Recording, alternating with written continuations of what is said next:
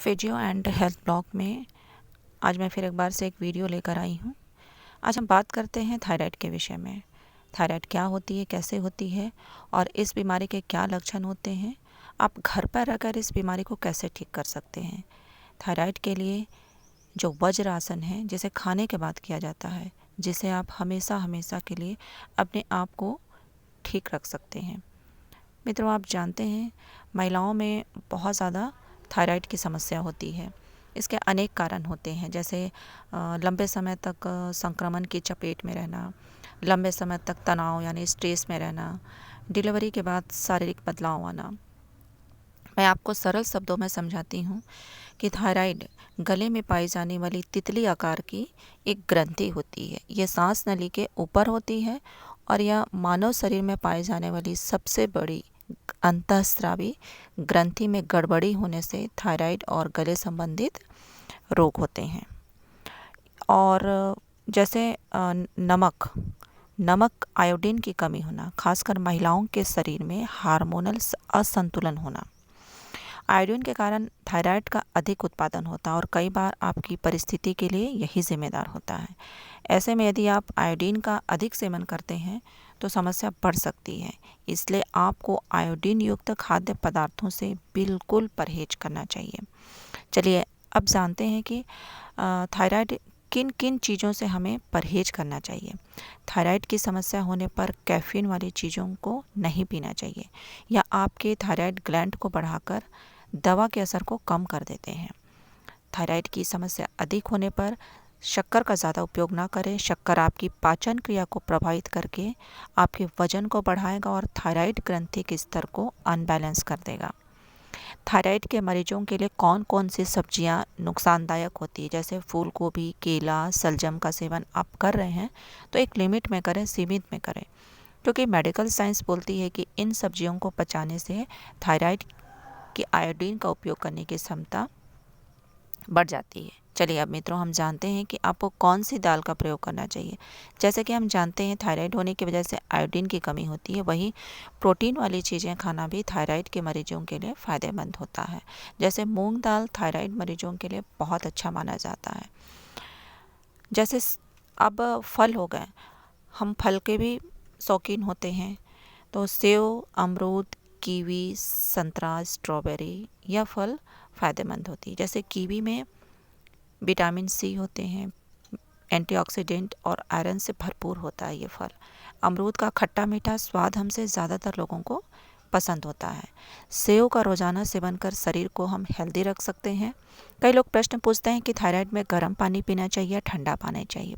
ठंडा पानी पीना चाहिए, तो मैं आपको बता दूं कि आपके लिए 1 गिलास गुनगुने पानी लें, उसमें नींबू के कुछ बूंदे डालें और शहद मिलाकर पी लें। आप इस पानी को सुबह खाली पेट भी पी सकते हैं। इससे इम्यूनिटी बढ़ेगी और साथ ही आपका वजन भी कम होगा, जैसे आपका थायराइड भी कंट्रोल में रहेगा। और एक बहुत अच्छा नुस्खा जिसे आप घर पर भी रहकर कर सकते हैं। थायराइड को कंट्रोल करने के लिए धनिया के बीज को 1 गिलास पानी में रात में आप भिगो लें और सुबह उसे खाली पेट लें। हफ्ते में इसका सेवन सिर्फ 4 दिन करें। इससे थायराइड के लक्षणों को कम करने में काफ़ी मदद मिलती है। अब आप घर पर रहकर थायराइड का कैसे पता लगा सकते हैं। कई लोग पूछते हैं कि हमको थायराइड है या नहीं, हम कैसे पता लगा सकते हैं।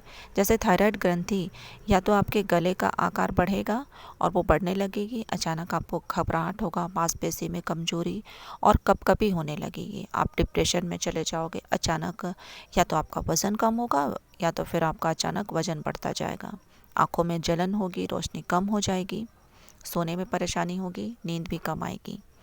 जैसे मैंने आपको पहले बताया था कि यह वज्रासन थायराइड के जड़ को ख़त्म करने में काफ़ी कारगर साबित होती है। यह आसन को करने से आपके चेहरे, गर्दन को स्वस्थ रखने के लिए अहम भूमिका निभाता है।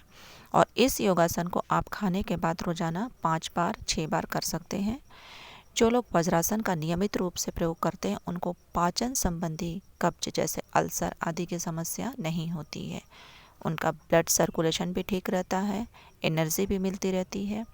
और जैसे आपका शरीर बहुत थका हुआ है तो आप इस आसन पर बैठोगे, इस वज्रासन मुद्रा पर बैठने से पैरों को बहुत राहत मिलता है। कंधे और पैरों की मांसपेशियां भी स्ट्रॉन्ग होती है, मजबूत होती है, जैसे आपके कमर, घुटने, पैरों में शक्ति बढ़ती है, मेमोरी पावर भी बढ़ता है। ये तो हो गए वज्रासन के फ़ायदे। इसके नुकसान भी होते हैं। मैं आपको बता दूं कि जिन मरीजों को जोड़ों में दर्द, एड़ी में दर्द होता है, वह वज्रासन में ना बैठें। और जिनके जो बहुत मोटे हों, जिनका पेट बहुत निकला हुआ है, उन्हें यह आसन में नहीं बैठना चाहिए। और यदि आपकी रीढ़ की हड्डी में किसी तरह की समस्या है तो आप इस आसन को ना करें। जैसे हर्निया, अल्सर, छोटी बड़ी आंतों, किसी भी तरह की समस्या से पीड़ित हैं तो आप किसी प्रशिक्षित की निगरानी में ही यह आसन करें। कई लोग प्रश्न पूछते हैं कि थायराइड से हम चावल खा सकते हैं, तो क्या चावल थायराइड के मरीजों के लिए नुकसानदेह साबित हो सकता है? यह एक प्रोटीन है जो शरीर में जाकर एंटीबॉडीज की संख्या की बॉडी को कम करता है। इसके अलावा थायरोक्सिन हार्मोन के अनियमित होने के लिए भी जिम्मेदार माना जाता है। मेरे क्लिनिक में भी ऐसे बहुत सारे पेशेंट आते हैं, मरीज आते हैं जो थायराइड के विषय मुझसे सवाल करते हैं कि ये थायराइड पूरी तरह से ठीक हो सकता है। शुरुआती स्तर पर तो आप पहचान होने पर थायराइड को आप आसानी से कंट्रोल कर सकते हैं, छुटकारा भी मिल जाता है। लेकिन थायराइड ज़्यादा बढ़ने पर, ज़्यादा लंबे समय तक होने पर ये लाइफ टाइम आपको दवा का सेवन करना पड़ सकता है। अगर आप में से किसी को भी थायराइड की समस्या है तो आप नीचे कमेंट बॉक्स पर अपने मैसेज छोड़ सकते हैं।